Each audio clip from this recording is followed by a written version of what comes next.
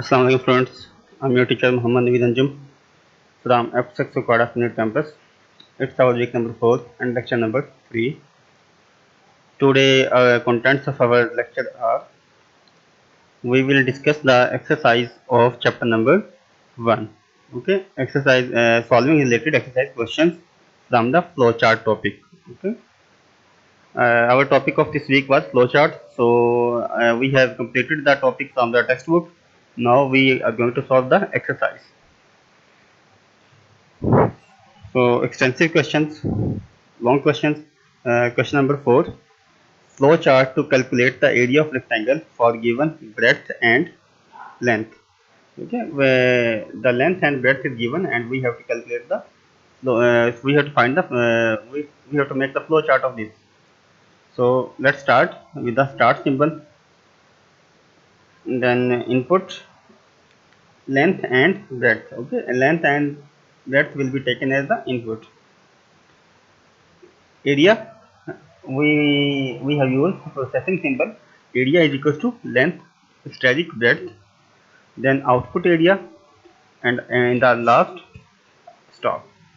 So you can see that I have used for input and for output the parallelogram symbol, and for processing rectangle symbol. So you should know that which symbol is used for which purpose. So now coming forward to the question number 5 of question number 10. Okay, question number 10 आपका last question है। तो last question में आपको कहा गया है convert the algorithms of question number 4 to 9 to flow chart. So we are converting the algorithms into flow chart.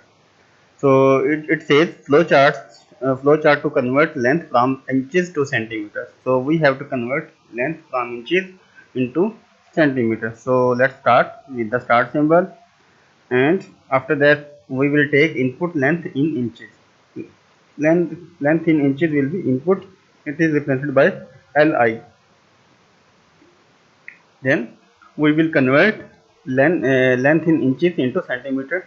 So for that we have used formula Li static 2.54, because 1 inch contain 2.54 centimeters. So LC means length in centimeters is equals to Li static 2.54. Whichever will be the length in inches, it will be multiplied with the 2.54, and we will obtain the length in centimeters. So after that we will output LC, output length in centimeters, then in the end stop. Now moving forward, question number 6. It says flow chart to read marks and print message pass or fail. Passing marks are 33. We are going to read the marks of the student, and we have to compare the marks with the specific marks, and then we have to print the result pass or fail. So the passing marks are 33.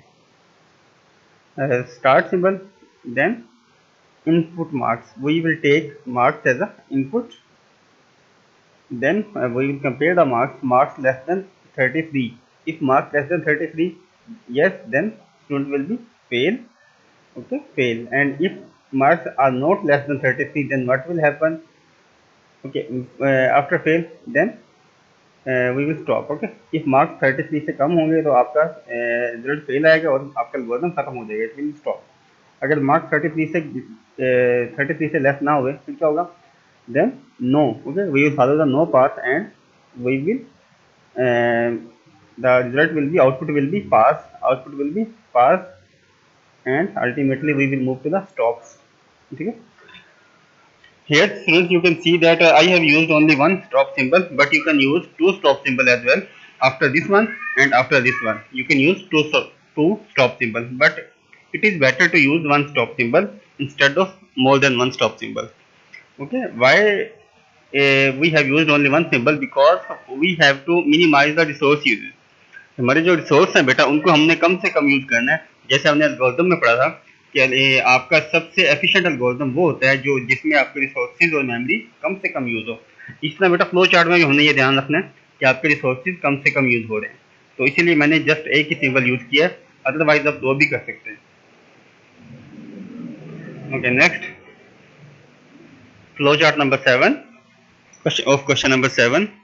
Flowchart to find sum of given sequence. We have a sequence and we have to find the sum of this sequence. The first value of sequence is 20, 25, 30, 35, and up to 60 with the difference of 5. So start symbol, and then in this case you have no input. Okay, you have no input.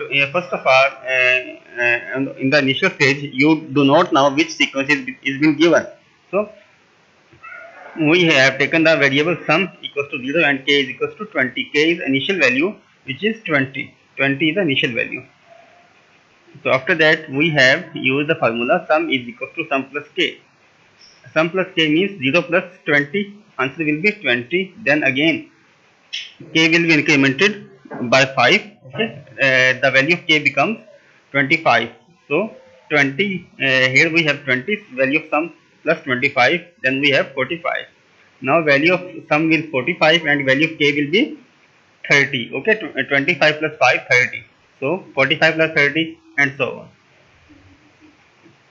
So we will check the value of k until k less than equals to 60. We will perform जब तक k आपका 60 से छोटा या 60 होगा तो हम ये परफॉर्म करते जाएंगे.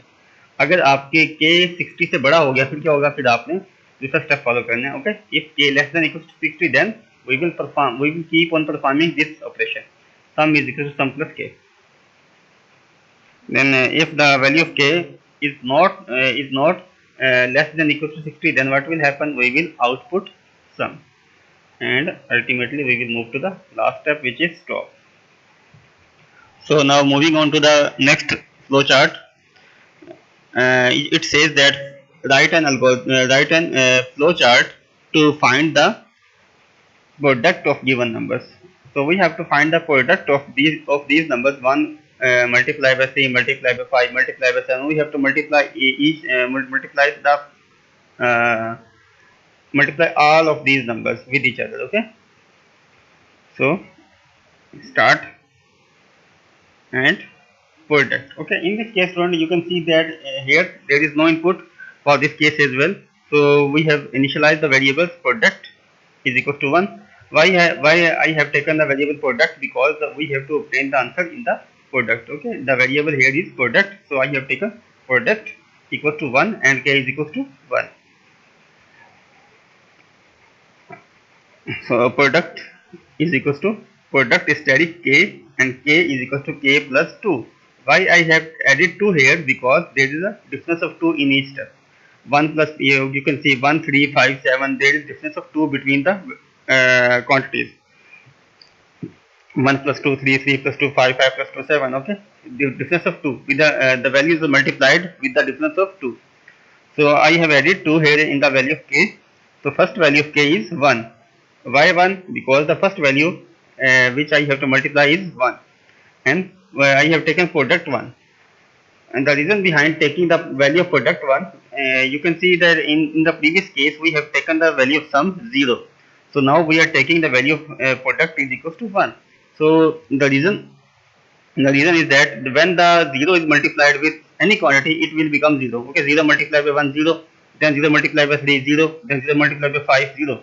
So our answer should not be 0. Okay, अगर हम 0 से मल्टीप्लाई करेंगे तो सारे का आंसर 0 ही आएगा, लेकिन हमने बेटा इसको आप देख सकते हैं, इट इज ऑब्वियस कि जब आप मल्टीप्लाई करेंगे 1 multiplied by 3, answer will be 3. So we are not going to take the value of product 0. So now moving forward, product is equals to product multiplied by k. So value of product is 1. 1 multiplied by k equals to 1. So now k will be incremented by 2. K will become 3. 1 multiplied by 3, 3. Then again k will be incremented by 2 and k will become 5. 3 multiplied by 5, 15, and so on. 15 multiplied by 7. Okay, the value of k becomes 7 and 50 multiplied by 7 and so on. So we will check the value of k less than equals to 15. ठीक है? If the value of k less than equals to 15, then we will keep on multiplying the k with the product. And if the value of k becomes greater than equals to 50, then 15, then what will happen? We will follow the other path, which is output product. We will output the answer of the product if the k becomes greater than 15. So in the end, we will stop the algorithm, sorry, flowchart.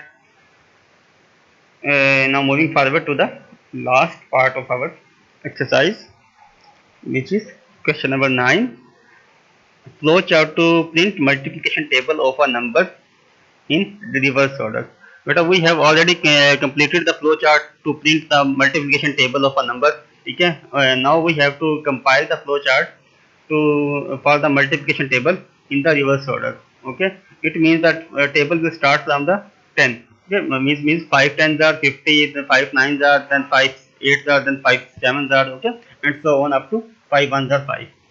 So uh, let's start with the start symbol. But the flow chart is same, but only the difference is that difference is very small. In the previous case, we have used the k is equals to 1. Now in this case, we will use k is equals to 10, the first value. Input n means the numbers for which table is to be made. Okay, जिसके लिए table बनाना है हमने वो number हमें input होगा. Then we will take k is equals to 10. Why I have taken k is 10? Because we have to multiply the number with the 10 for the first time, because we are taking the multiplication table in the reverse order. Then we will print p is equals to n static k, and p means product will be equals to n static k. N means number multiplied by k. Means number pass for number is 11. Then 11 multiplied by 10, okay, which will equals to 110. Then what will happen? We will output nkp. We will output the table. We have to write the answer in the table form, in the tabular form. Okay. First suppose 11 tens are 110. Then we have to write 11 nines are 99. Then 11 eights are 88. Then 11 sevens are 77. We have to write each of the values. So I have taken the output here.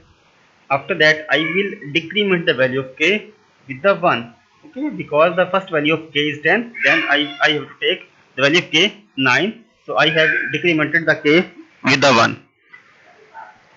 So in the end, I will check the value of k. If k greater than equals to 1, then I will keep on printing, keep on multiplying the value with the n, and I will generate the output. If the value of k is not greater than equals to 1, if the value of k become less than 1, then what will happen? I will ultimately stop the flowchart. Student, that's all. I have given you the assignment in the word form, so you have to complete the assignment and note it down in your registers. So do practice these flowcharts on your notebook, so that it will be easily understandable. If you do not practice, then it will become difficult for you to understand the flowcharts and algorithms later. So keep on practicing. Thank you. Allah Hafiz.